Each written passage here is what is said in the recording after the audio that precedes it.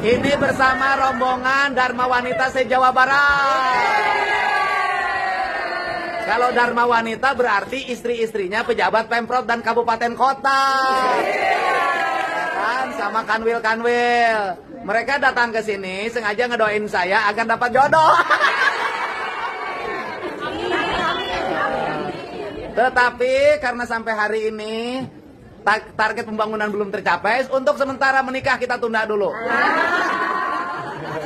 Pokoknya biar duda, tapi istri-istri pejabat Pemdanya istimewa.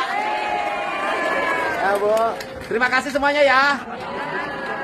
Ibu-ibu tuh lain setiap acara dandan aja. Aduh, terima kasih. Insya Allah suaminya baik-baik, setia-setia. Semoga tahun depan TPP-nya naik. Terima kasih, hatur nuhun. TPP jangan dulu naik sebelum rakyat Jabar sejahtera.